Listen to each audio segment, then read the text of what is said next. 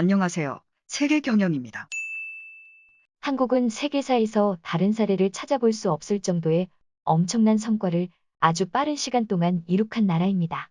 비단 경제적인 성과뿐만 아니라 성숙한 민주주의와 문화적 역량 또한 그 성공을 지지해주는 요인이 되겠죠. 물론 한국이 완벽한 국가라는 이야기는 결코 아니고 아직도 아주 많은 분야에서 각성과 개선이 필요하다는 점도 부정할 수는 없을 것입니다. 그럼에도 불구하고 긴 피식민지배와 전쟁으로 수도에서 제대로 된 건물을 찾아보기 힘들었을 정도의 상황이었던 국가가 반세기 만에 세계 200여 국가들 가운데서 10위권 안으로 진입했다는 사실은 마치 허무맹랑하게 들릴 정도로 놀라운 성과입니다. 그리고 이는 그저 한국인들만의 생각이 아니라 전 세계의 다른 선진국들이나 아직 충분한 발전을 이루지 못한 국가의 국민들 역시 공통적으로 가지고 있는 관점일 것인데요. 한국은 어떻게 100위권 밖의 나라에서 이 정도의 성공을 이뤄낼 수 있었는지, 오늘날 한국이 선진국으로 발돋움하게 만든 가장 큰 요인은 무엇이라고 생각하는지에 대해 많은 외국인들이 다양한 의견을 나누고 있는 것도 이상할 일이 없겠죠. 오늘은 그런 외국인들의 의견과 관점을 보다 폭넓게 추려서 소개해드리고자 합니다. 나는 몇 년 동안 한국에 체류한 적이 있는 캐나다인이야. 한국의 성공 비결을 논하기에 앞서 내가 생각하는 성공한 국가의 조건은 다음과 같아. 첫째로 건강하고 지적인 국민이 필요해. 둘째로는 법치야. 전제왕정이나 독재국가에서는 사업을 하기가 쉽지 않지. 투자를 하려고 해도 전망을 도통 예측하기가 어려우니 말이야. 사회적으로 안정되면서도 불공정한 유착관계가 없어야지만 외국인이나 기업들이 투자를 지속할 수 있고 이를 통해 혁신이 가능해지지. 북한의 경우 한국과 같은 뿌리를 가진 나라이기에 첫 번째 요건은 충족했지만 이 두 번째에서 실패했어. 물론 한국도 80년대까지는 엄청난 규모의 부정부패가 이루어지던 나라 가운데 하나였지만 이후 이를 빠른 속도로 극복해냈어. 지금도 부정부패가 없는 나라라고는 할 수 없겠지만 지속적으로 스스로를 속아내려 노력하고 있지. 세 번째 조건은 자원관리의 효율성이야. 여기서 말하는 자원은 인적자원도 포함돼. 한국은 천연자원이 거의 없는 나라이기 때문에 지난 수십 년 동안 제한된 인구를 최대한 효율적으로 운용하는 데에 국가적 역량을 집중해왔지. 여기서 세 번째 조건의 핵심은 자원 그 자체가 아니라 바로 자원의 관리야. 제 아무리 매장된 천연자원이나 인구가 많은 나라일지라도 마음대로 선진국이 될 순 없다는 사실을 떠올려 보면 돼. 한국은 자신이 가진 몇 안 되는 자원을 버리는 것을 최소화시키면서 빠르게 불려나갔어. 그 결과 오늘날 한국은 기술력, 내수경제, 유통망 등을 모두 갖추는 데 성공했고 개발도상국 출신 국가 가운데 유일한 선진국가가 될 수 있었던 거야. 많은 사람들이 한국의 성공담을 논할 때 거의 대부분이 경제적인 부분에만 너무 집중하는 것 같아. 근면성이나 중공업에 집중한 투자, 지속적인 외자 유치 같은 것들을 요인으로 언급하면서 말이야. 물론 한국의 경제적 성공이 오늘날 한국이 선진국이 되게끔 만든 가장 중요한 요인이라는 사실은 부정할 수 없어. 그렇지만 한국은 애초에 수백 년 이상 단일민족 국가로서 기능하면서 자체적인 문화적 역량과 국민성을 키워온 나라야.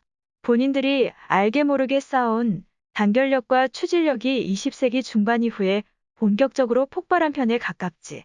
그러니까 특별한 이유나 계기가 있어서 선진국이 되었다기보다는 어차피 언젠가는 선진국이 될 만한 국가였다는 게 내 생각이야.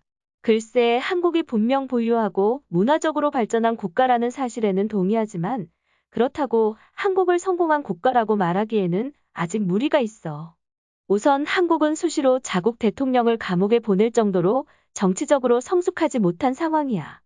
또한 북한이라는 최악의 위험 요소를 전혀 통제하지 못하고 있어서 지금까지 이뤄낸 경제적 성과가 언제 제로로 돌아가더라도 이상할 게 없는 나라지. 뭐 단순히 경제적인 조건이나 문화적 영향력만 놓고 본다면 선진국은 맞겠지만 말이야. 세계 역사를 통틀어서 봤을 때 제국주의 열강이 아니었던 비서국원 국가 가운데서 오늘날 선진국 또는 그에 준하는 대접을 받는 나라는 한국, 이스라엘, 대만, 싱가폴 정도가 전부야. 몇몇 중동의 산유국도 통계만 두고 보면 선진국이지만 아무래도 예외로 치자. 여기서 도시국가인 싱가폴과 외교적인 난관이 많은 대만을 제쳐둔다면 남는 건 한국과 이스라엘 뿐이지. 이스라엘은 인종적으로는 서구권에 가깝겠지만 지리적으로 아주 열악한 상황에 놓여 있어. 주변은 모두 언제라도 이스라엘을 멸망시킬 준비가 되어 있는 적대국들이고, 이스라엘과 한국의 공통점은 두 나라 모두 협소한 국토와 적대적인 주변국들, 그리고 근면하고 영리한 국민과 미국의 지원을 적극적으로 받았다는 점이야. 실제로 오늘날 두 나라 간의 경제적, 군사적 협력이 아주 심도 있게 이루어지고 있다는 점도 흥미롭지. 한국에 그칠 줄 모르던 성장 곡선은 중국과의 경쟁, 치솟는 실업률, 고령 인구의 증가 등으로 그 기세가 꺾여버렸어. 한국인이 근면성실한 민족이라는 점은 부정할 수 없지만 솔직히 영리하게 사람들이라는 생각은 안 들어. 노동량에 비해서 생산성이 떨어진다는 얘기지. 자연과학계에서 노벨상을 받은 한국인이 한 명이라도 있어? 무엇보다도 하고 싶은 얘기는 과연 그들이 정말 행복하냐는 거야. 개인 시간도 없고 잦은 이혼과 자살, 그리고 빈부격차. 당장 영화 기생충만 봐도 알 수 있는 얘기지. 중국이나 인도 같은 거대 국가는 태생적으로 주변국의 세력과 문화를 흡수하는 식으로 성장해. 자칫 주도권을 놓치는 순간 중국이라는 거대한 블랙홀 속으로 나라의 정체성이 완전히 빨려 들어간다는 얘기지. 실제로 중국은 그런 식으로 중원의 수많은 개별 국가들과 내몽골, 만주, 위구르, 티베트, 운남 지역을 중국화시키는 데에 성공했어.